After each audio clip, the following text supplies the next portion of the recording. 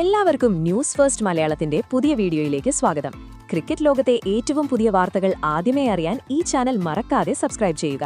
2026 T20 ലോകകപ്പ് ഫൈനലിൽ India ന്യൂസിലൻഡിനെ തകർത്ത് കിരീടം നേടിയ ആ രാത്രി എല്ലാവർക്കും ഓർമ്മയുണ്ടാകും. രാജ്യം മുഴുവൻ തെരുവിലിറങ്ങി ആഘോഷിച്ച ദിനങ്ങൾ. പക്ഷേ അന്ന് ലോകം മുഴുവൻ ഒരു ചോദ്യം ചോദിച്ചിരുന്നു: കിങ് കോഹ്ലി എവിടെയെന്ന്. കളി കഴിഞ്ഞ് മണിക്കൂറുകൾ കഴിഞ്ഞു. ടീമംഗങ്ങൾ എല്ലാവരും സോഷ്യൽ മീഡിയയിൽ ആഘോഷങ്ങൾ പങ്കുവച്ചു. എന്നിട്ടും സാക്ഷാൽ വിരാട് കോഹ്ലിയുടെ ഭാഗത്തുനിന്ന് ഒരു പോസ്റ്റോ പ്രതികരണമോ ഉണ്ടായില്ല. ക്രിക്കറ്റ് ലോകം പലതും അടക്കം പറഞ്ഞു തുടങ്ങി. എന്തുകൊണ്ടാണ് ഇത്രയും വലിയൊരു ലോകകപ്പ് വിജയത്തിൽ ആ മനുഷ്യൻ മാത്രം നിശബ്ദനായത്?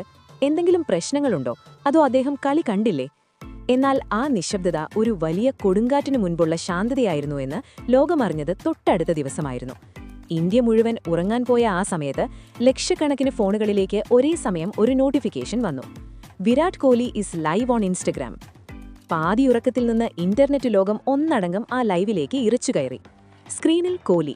അദ്ദേഹത്തിന്റെ കണ്ണുകൾ ചുവന്നിട്ടുണ്ടായിരുന്നു. മുഖത്ത് അതുവരെ കാണാത്തൊരു വികാരം. ദിവസങ്ങൾ നീണ്ട ആ ദുരൂഹമായ നിശബ്ദത അദ്ദേഹം ഒടുവിൽ ഭേദിച്ചു. കഴിഞ്ഞ കുറച്ചു മണിക്കൂറുകളായി ഞാൻ നിശബ്ദനായിരുന്നതിന് ലോകത്തുള്ള ഓരോ ഇന്ത്യൻ ആരാധകനോടും ഞാൻ മാപ്പ് ചോദിക്കുന്നു. കോഹ്ലിയുടെ ശബ്ദത്തിൽ ഒരു ചെറിയ വിറയലുണ്ടായിരുന്നു. എനിക്ക് വാക്കുകൾ കിട്ടുന്നുണ്ടായിരുന്നില്ല സുഹൃത്തുക്കളെ. വർഷങ്ങളായി നമ്മെ വേട്ടയാടിയ, നമ്മുടെ സ്വപ്നങ്ങളെ തകർത്ത കിവീസ് ദുരന്തത്തിന് എന്റെ പിള്ളേർ നെഞ്ചു വിരിച്ചു നിന്ന് മറുപടി നൽകിയപ്പോൾ ഞാൻ എന്റെ ഫോൺ സ്വിച്ച് ഓഫ് ചെയ്ത് ഒരു മുറിക്കുള്ളിൽ പൊട്ടിക്കരയുകയായിരുന്നു. ആ ആഘോഷങ്ങളുടെ ബഹളത്തിൽ നിന്ന് മാറി നിന്ന് ആ ചരിത്ര വിജയത്തെക്കുറിച്ച് എനിക്ക് ഒറ്റയ്ക്ക് ചിലത് ചിന്തിക്കണമായിരുന്നു. ഇതൊരു വെറും വിജയമല്ല. എന്റെ ഇന്ത്യൻ സിംഹങ്ങൾ രണഭൂമിയിൽ നടത്തിയ ചോരത്തിളപ്പുള്ള വേട്ടയാണിത്. പെട്ടെന്ന് കോഹ്ലി ക്യാമറയിലേക്ക് സൂക്ഷിച്ചു നോക്കി. ഗദ്ഗതത്തോടെ അദ്ദേഹം തുടർന്നു: പിന്നെ ആ ഫൈനൽ ദിനം, നമ്മുടെ സഞ്ജു. ആ പേര് പറയുമ്പോൾ അദ്ദേഹത്തിന്റെ ശബ്ദത്തിൽ അങ്ങേയറ്റത്തെ ആദരവിന്റെ ഒരു തിരമാല തന്നെ ഉണ്ടായിരുന്നു. ലൈവിലെ കമന്റ് ബോക്സുകൾ നിശ്ചലമായി. ഇതുവരെ ഞാൻ മറ്റാരും അറിയാതെ ആ ഫൈനലിന്റെ റീപ്ലേകൾ പലതവണ കണ്ടു. നിങ്ങളോടൊരു സത്യം ഞാൻ തുറന്നു പറയട്ടെ. സഞ്ജു, അവൻ തലമുറയിൽ ഒരിക്കൽ മാത്രം ഭൂമിയിൽ പിറവിയെടുക്കുന്ന ഒരു അപൂർവ ഇതിഹാസമാണ്. വെറുമൊരു ബാറ്റ്സ്മാൻ അല്ല അവൻ. കിവീസ് ബോളർമാർ തീ തുപ്പുന്ന പന്തുകൾ എറിഞ്ഞപ്പോൾ അവൻ ബാറ്റുകൊണ്ട് മൈതാനത്ത് കവിത രചിക്കുകയായിരുന്നു. ഒരു മനുഷ്യന് ഇത്രയും മനോഹരമായി, എന്നാൽ ഇത്രയും ക്രൂരമായി ബാറ്റ് ചെയ്യാൻ കഴിയുമോ എന്ന് ഞാൻ അത്ഭുതപ്പെട്ടുപോയി. ആളുകൾ പറയുന്നു അവൻ എന്റെ പിൻഗാമിയാണെന്ന്. അത് പൂർണ്ണമായും തെറ്റാണ്. അവൻ എന്നേക്കാൾ വലിയ കൊടുങ്കാറ്റാണ്. ഈ ലോകകപ്പ് നമ്മൾ സ്വന്തമാക്കിയെങ്കിൽ അതിന് ഒരേയൊരു കാരണക്കാരൻ ആ മനുഷ്യന്റെ മാന്ത്രികത മാത്രമാണ്. സഞ്ജുവിനെ മാത്രമല്ല, ആ ലോകകപ്പ് സ്ക്വാഡിലെ ഓരോ പടയാളിയുടെയും പേരെടുത്തു പറഞ്ഞാണ് കോഹ്ലി ആ ലൈവ് അവസാനിപ്പിച്ചത്.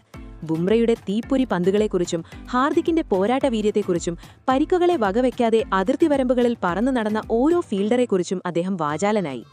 അവർ വെറുമൊരു ടീമല്ല സുഹൃത്തുക്കളെ, തോൽവി സമ്മതിക്കാത്ത ഒരു കൊടുങ്കാറ്റാണവർ എന്ന് പറഞ്ഞുകൊണ്ട് അദ്ദേഹം ആ ക്യാമറ ഓഫ് ചെയ്യുമ്പോൾ ആ വീഡിയോ കണ്ടുകൊണ്ടിരുന്ന കോടിക്കണക്കിന് ആളുകളുടെയും കണ്ണുകൾ ഈറനണിഞ്ഞിരുന്നു. ദിവസങ്ങൾ നീണ്ട നിശബ്ദതയ്ക്ക് ശേഷം കിങ് കോഹ്ലി ലോകത്തിന് കാണിച്ചു കൊടുത്തത് ഇന്ത്യൻ ക്രിക്കറ്റിന്റെ യഥാർത്ഥ മുഖമാണ്. അതെ, കോഹ്ലിയുടെ ആ വാക്കുകളിൽ നിന്ന്, മൈതാനത്തെ ആ ചോരത്തിളപ്പിൽ നിന്ന് നമുക്ക് ഒറ്റ കാര്യമേ മനസ്സിലാക്കാൻ സാധിക്കൂ: ഈ ഇന്ത്യൻ ടീം അജയ്യരാണ്. അവരെ തോൽപ്പിക്കുക എന്നത് ഇനി ഈ ലോകത്ത് അസാധ്യമായ കാര്യമാണ്. ഏത് കൊലകൊമ്പന്മാർ വന്നാലും അവരെ കാറ്റിൽ പറത്താൻ കഴിവുള്ള ഒരു സുവർണ തലമുറ ഇവിടെ പിറവിയെടുത്തിരിക്കുന്നു. ലോക ക്രിക്കറ്റിന്റെ സിംഹാസനം ഇനി അവർക്ക് മാത്രം അവകാശപ്പെട്ടതാണ്. എന്തായാലും കോഹ്ലിയുടെ ഈ വാക്കുകളെക്കുറിച്ചുള്ള നിങ്ങളുടെ അഭിപ്രായങ്ങൾ എന്തൊക്കെയാണ്? അഭിപ്രായങ്ങൾ താഴെ കമന്റ് ചെയ്യുക.